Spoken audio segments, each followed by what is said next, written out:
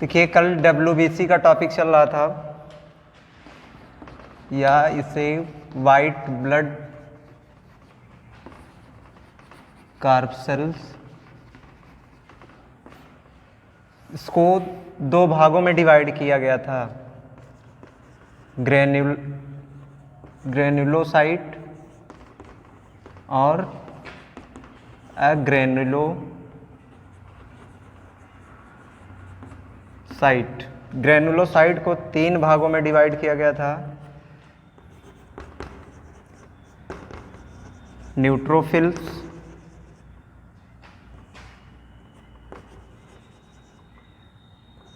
Basophils और तीसरा number eosinophils, या इसी को एसिडोफिल्स भी कहते हैं, एसिडोफिल्स भी कहते हैं। और एग्रेनुलोसाइट को दो भागों में डिवाइड किया गया था, मोनोसाइट और लिम्फोसाइट। देखिए मोनोसाइट और लिम्फोसाइट। तो WBC का वर्क क्या होता है? इम्यून सिस्टम, इम्यून को इंक्रीज करना, इम्यून पावर का इंक्रीज करना या इम्यून पावर को बढ़ाना।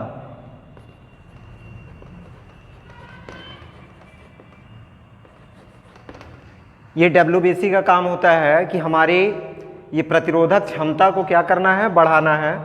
तो अब यहाँ पे सबसे ज़्यादा जो WBC में मात्रा पाई जाती है वो किसकी?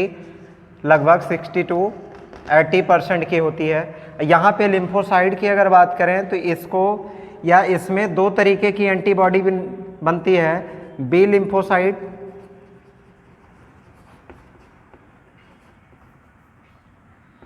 लिम्फोसाइट और टी लिम्फोसाइट। देखिए ये जो लिम्फोसाइट होता है ये हमारे शरीर में एंटीबैक्टीरियल एंटीबॉडी का निर्माण करता है, एंटीबैक्टीरियल एंटीबॉडी का निर्माण करता है।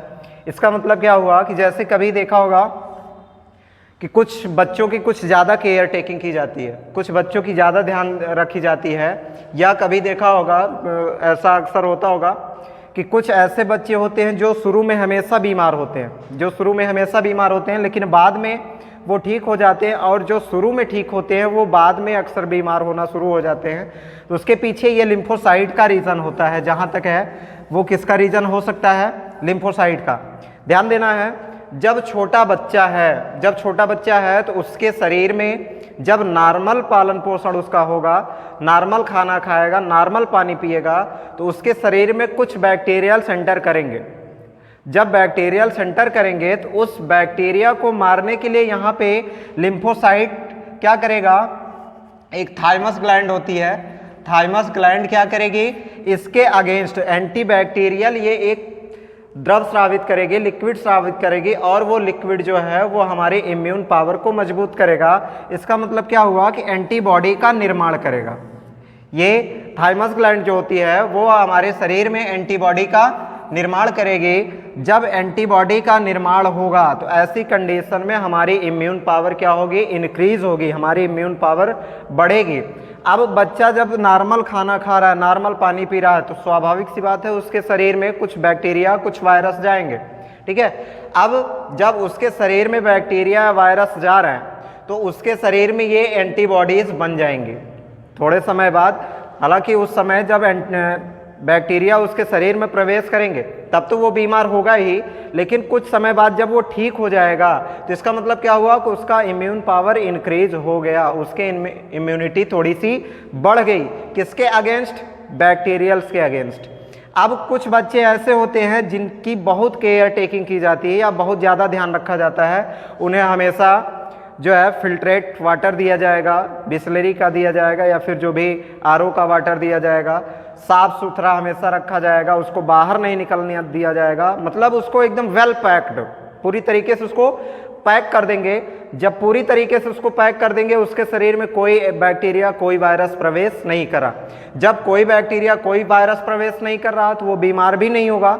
लेकिन बाद में बाद में जब कभी वो बाहर निकलेगा, उसके शरीर में अगर थोड़ी सी भी मात्रा में बैक्टीरिया या वायरस एंटर करते हैं तो वो तुरंत बीमार पड़ जाएगा। उसी कंडीशन में, उसी वातावरण में वो नॉर्मल जो बच्चा था जिसका पालन पोषण नॉर्मल हुआ, वही खाना वो खाए, उसी वातावरण में वो रहेगा, वो बीमार नहीं होगा।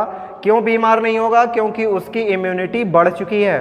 बैक्टीरिया के अगेंस्ट या वायरस के अगेंस्ट उसकी इम्यूनिटी बढ़ चुकी है। या यहाँ पे जो ग्लैंड थी उसने क्या किया? एंटीबॉडी का निर्माण कर लिया। लेकिन जो वेल केयर टेकिंग बच्चा था उसके शरीर में एंटीबॉडी का निर्माण नहीं हो पाया। जब उसके शरीर में एंटीबॉडी का निर्माण नहीं हो पाया तो अब ऐसी कंडीशन में थोड़ी सी भी मात्रा में अगर बैक्टीरिया जा रहा है, थोड़ी सी भी मात्रा में वायरस उसके शरीर में जा रहा है तो वो बीमार पड़ जाता है। ऐसी कंडीशन कब आती है? ये जो ग्लैंड होती है हमारी, जो एंटीबॉडी का निर्माण करवाती है, वो 12 साल तक एक्टिव होती है। वो 12 साल तक एक्टिव होती है। 12 साल के बाद वो डीएक्टिव हो जाती है। 12 साल के बाद डीएक्टिव हो जाएगी। अब 12 साल के बाद कोई भी हमारे शरीर में एंटीबॉडी जल्दी बनने वाली नहीं है। तो इसलिए कभी ध्यान दिया होगा, जो वैक्सीनेशन का कार्यक्रम होता है, जो वैक्सीनेशन या वैक्सीन जो लगती है, टीकाकरण, टीका जो लगता है, वो ध्यान दिया होगा 0 से लेकर 5 साल तक के बच्चों को लगती है। 0 से लेकर 5 साल तक के बच्चों को इसलिए लगती है क्योंकि उसके शरीर में वो ग्लैंड अभी एक्टिव है जो एंटीबॉडी का निर्माण करती है। अब ये जब वैक्सीनेशन हो जाएगा तो उसके शरीर में एंटीबॉडी अगर बन गई तो वो लाइफ टाइम उसके शरीर में एंटीबॉडी रहती है। वो बैक्टीरिया को नष्ट करेगी, वायरस को नष्ट करेगी लाइफ टाइम के लिए। लेकिन जो बहुत वेल केयर टेकिंग होता है, वैक्सीनेशन भी नहीं करवाया, बहुत बचाव किया है, अब उसके शरीर में एंटीबॉडी बन नहीं पाएगी। जब उसके शरीर में एंटीबॉडी नहीं बन पाएगी, वो बच्चा आगे चल करके बहुत ज़्यादा बीमार होगा। अब हम ये नहीं कह रहे हैं कि किसी भी बच्चे का लालन पालन या फिर जो पालन पोषण है उसको छोड़ दिया जाए, फेंक दिया जाए, ऐसा नहीं है। लेकिन अगर उसका पालन पोषण हो तो वो नॉर्मल हो। नॉर्मल का मतलब है नॉर्मल खाना दिया जाए, उसको नॉर्मल पानी दिया जाए, खुले वातावरण में रहने दिया जाए, ठीक है, जिससे कि वो वातावरण में रहे।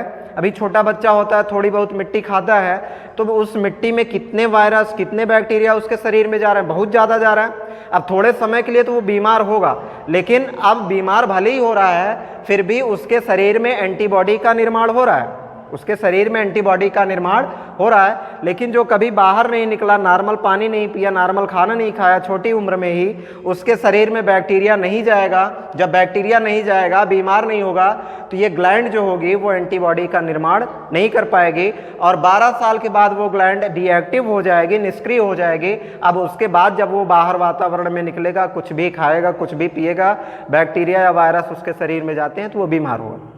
तो इसलिए हमेशा बच्चों का जो पालन पोषण किया जाए वो नॉर्मल कंडीशन में, ठीक है। बचाव जरूरी है लेकिन नॉर्मल, बहुत ज़्यादा बचाव नहीं कि वो इस तरीके से बच जाए कि फ्यूचर में जा कर के उसको बहुत सारी समस्याओं का सामना करना पड़े। अब देखिए यहाँ पे वैक्सीनेशन का कार्यक्रम इसीलिए 0 से 5 साल तक किया जाता है, जिससे कि ये जो ग्लैंड होती है, ग्रंथि होती है, वो क्या कर सके? एंटीबॉडी का निर्माण कर सके। तो इनका काम होता है एंटीबॉडी का निर्माण करना। एंटीबॉडी का निर्माण करके हमारे शरीर की प्रतिरोधक क्षमता को बढ़ाते हैं।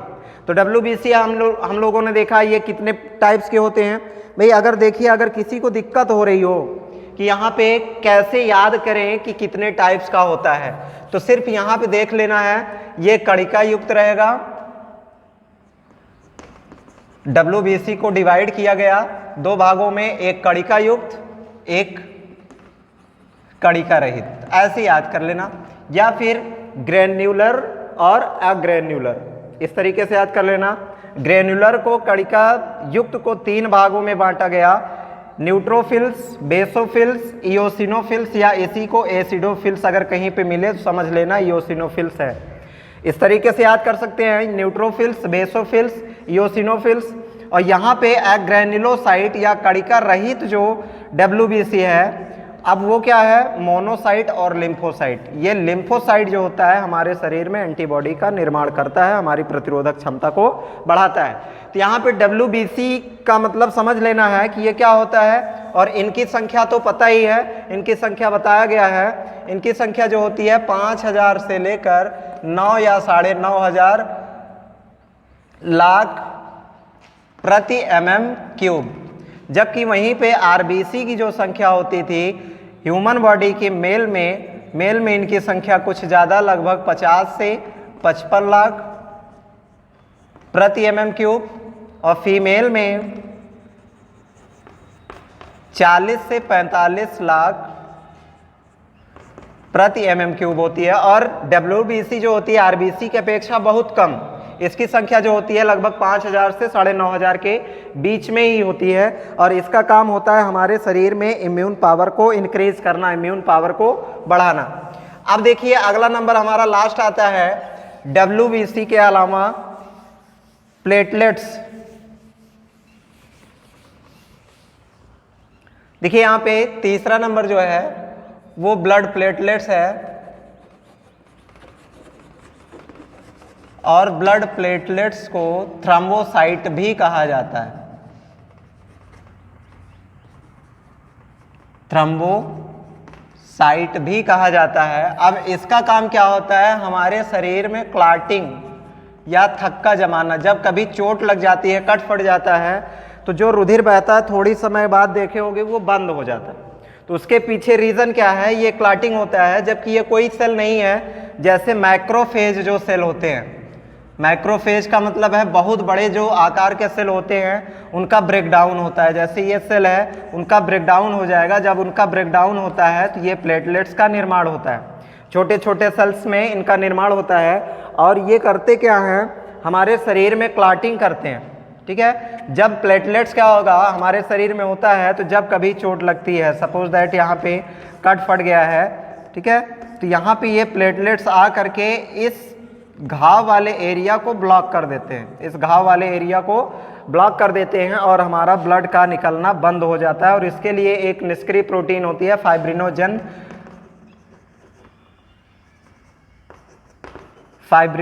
जो इसमें सहायक होती है। तो ये एक केमिकल रिएक्शन होता है जिसको हम पिछली कक्षा में पढ़ चुके हैं। तो इसका काम होता है ब्लड की क्लॉटिंग करना। तो देखिए अब यहाँ पे इसकी संख्या जो होती है वो कितनी, 2.5 से 4.5 लाख प्रति mm³ होती है। इसकी जो संख्या होती है वो 2.5 से 4.5 लाख प्रति mm³ होती है। अब देखिए एक बीमारी इसके पहले अभी आई थी, नाम सुना होगा, डेंगू की, डेंगू फीवर। अब इसमें क्या होता है, ये जो प्लेटलेट्स होती है इसकी संख्या बहुत तेज से डिक्रीज होती है, बहुत तेजी के साथ कम होती है। जब इसकी संख्या जब कम हो जाएगी हमारे ब्लड में, तो ब्लड की जो डेंसिटी है, हमारे जो ब्लड की डेंसिटी है वो डिक्रीज हो जाएगी, हमारे ब्लड की डेंसिटी कम हो जाएगी। अब ऐसी कंडीशन में बीपी हमारा क्या हो जाएगा, बीपी हमारा बहुत ज़्यादा लो हो जाएगा, बीपी हमारा बहुत ज़्यादा लो हो जाएगा। और बीपी का लो होना ये अत्यंत खतरनाक, बीपी हाई हो जाए तो चलो कुछ हद तक तो चल जाएगा, लेकिन अगर बीपी लो हो गई तो ये अत्यंत क्रिटिकल कंडीशन क्रिएट हो जाती है, और हमारा ब्लड जो होता है, रक्तदाब कम हो जाएगा, तो हमारा ब्लड नलिकाओं में बहुत तेज़ी के साथ फ्लो होगा, और ऐसी कंडीशन में वो उसी जो ट्यूब्यूलर वेंस होती है उसी में ये इतना ज़्यादा प्रेशर डालेंगी कि वो क्या हो जाएगा, फट जाएगा, ब्लास्ट कर जाएगा। ठीक है, इसलिए इसमें क्या होता है, जब इनकी संख्या डिक्रीज होती है तो ब्लड की डेंसिटी कम हो जाती है, जिससे बीपी लो हो जाता है। ठीक, अब ये और इसकी संख्या बहुत ज़्यादा भी नहीं होनी चाहिए। जब इसकी संख्या इंक्रीज हो जाएगी तो ऐसी कंडीशन में जो ब्लड है वो हमारी नलिकाओं में ही क्या हो जाएगा, क्लॉट हो जाएगा, थक्का बन जाएगा। जब थक्का बन जाएगा, इस तरीके से थक्का बन जाएगा, तो हमारी ये जो ब्लड है उसका फ्लो सही तरीके से नहीं हो पाएगा, और बीपी बहुत ज़्यादा हाई हो जाएगा, और ऐसी कंडीशन में भी आदमी की मृत्यु हो सकती है। तो ब्लड, ये प्लेटलेट्स क्या करता है हमारे शरीर में, इसका सिर्फ इतना काम है ब्लड की क्लॉटिंग करना। ठीक है, तो देखिए इतनी बातें समझ में आ गई होंगी। हम लोगों ने आरबीसी कवर किया, आरबीसी क्या होता है, डब्ल्यूबीसी क्या होता है, उसका काम क्या होता है, प्लेटलेट्स क्या होता है, उसका काम क्या होता है। अब इसके बाद देखिए जब सर्कुलेशन शुरू किया गया था तो बताया गया था हमारे शरीर में सर्कुलेशन के लिए 3 चीज़ों की ज़रूरत पड़ती है। पहला नंबर तो ब्लड होता है, दूसरा नंबर होता है हार्ट, तीसरा नंबर होता है वेन्स। ठीक है, या यहाँ पे वेसल्स, तीसरा नंबर वेसल्स होता है। तो इसमें ब्लड को हम लोगों ने कवर कर लिया। अब अगला नंबर हमारा हार्ट आता है। तो देखिए हार्ट क्या होता है, ये एक मैस्कुलर ऑर्गन होता है, हार्ट जो होता है वो मैस्कुलर ऑर्गन होता है। अब यहाँ पे हार्ट के बारे में हम जानेंगे, वो भी किसका हार्ट? Human heart. हम ह्यूमन हार्ट के बारे में जानेंगे। तो देखिए ह्यूमन हार्ट की जो फिजिकल यहाँ पे प्रॉपर्टीज हैं, ऐसे ही ओवरऑल अगर देख लें तो पहला नंबर तो ये इसमें 4 चैम्बर होते हैं। ह्यूमन हार्ट में कितने चैम्बर होते हैं? 4, या इसे बोलते हैं 4 वेस्मी या 4 इसमें कोष्ठ होते हैं। इसमें कितने कोष्ठ होते हैं? 4। दूसरा नंबर होता है ये मायोजेनिक होता है। ह्यूमन हार्ट जो होता है वो मायोजेनिक होता है। तीसरा नंबर जो होता है वो ह्यूमन बॉडी में क्लोज्ड सर्कुलेशन होता है, क्लोज्ड सर्कुलेटरी सिस्टम होता है, जिसको इससे पहले बताया जा चुका है। चौथा नंबर होता है ये डबल सर्कुलेशन होता है। इसमें डबल सर्कुलेटरी सिस्टम, देखिए बारी बारी से हम बता दे रहे हैं, ये डबल सर्कुलेटरी सिस्टम होता है। तो देखिए पहला नंबर तो यहाँ पे हार्ट जो होता है हमारे शरीर में, हृदय जो होता है वो 4 कोष्ठी होता है। यहाँ पे ऐसे ही एक छोटे से चित्र से समझना है, अभी हार्ट नहीं बना रहा है, ऐसे सिर्फ समझने के लिए। देखिए ये हार्ट है, इसके कितने कोष्ठ हैं? 4। इनका अलग अलग नाम है। इसे राइट आर्टिकल आर्टरीज बोलते हैं, आर्टिकल,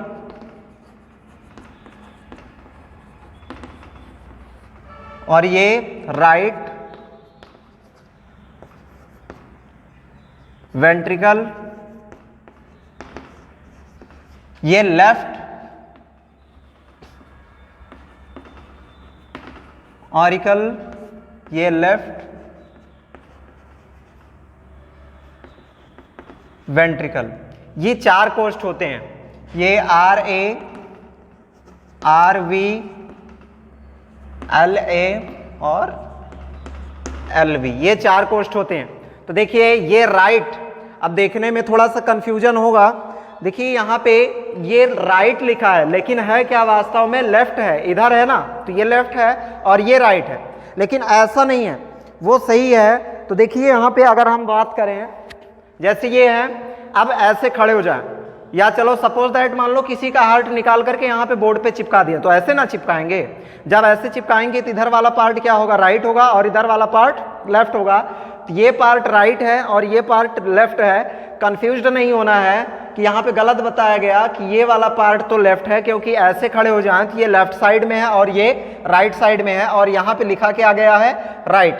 तो ये सही लिखा गया है, क्योंकि मान लीजिए ये किसी का हार्ट है, किसी का हार्ट इसमें ला करके चिपका दिया गया, तो इस तरीके से देखेंगे राइट साइड वाला एरिया जो होगा राइट ऑरिकल, और ये right ventricle, left auricle, left ventricle. ये दायां अलिंद इसे कहते हैं, दायां अलिंद, ये दायां निलय, बायां अलिंद और बायां निलय। ये दाहिने तरफ का साइड है और ये बाईं तरफ का साइड है। एक चीज और ध्यान देना है, बाएं साइड का चाहे अलिंद हो चाहे निलय, इसमें ऑक्सीजनेटेड ब्लड होता है। इसमें ऑक्सीजनेटेड ब्लड या शुद्ध रुधिर या ऑक्सीजन युक्त रुधिर होता है। लेफ्ट ऑरिकल और लेफ्ट वेंट्रिकल में ऑक्सीजनेटेड ब्लड या प्योर ब्लड होगा, और राइट ऑरिकल और राइट वेंट्रिकल में हमेशा डीऑक्सीजनेटेड ब्लड होगा, डीऑक्सीजनेटेड ब्लड होगा, या इसमें कार्बन डाइऑक्साइड की मात्रा अधिक होगी, इसलिए इसे हम कहेंगे अशुद्ध रुधिर। तो राइट वाले पार्ट में हमेशा अशुद्ध रुधिर फ्लो होता है और लेफ्ट वाले पार्ट में हमेशा शुद्ध रुधिर फ्लो होता है।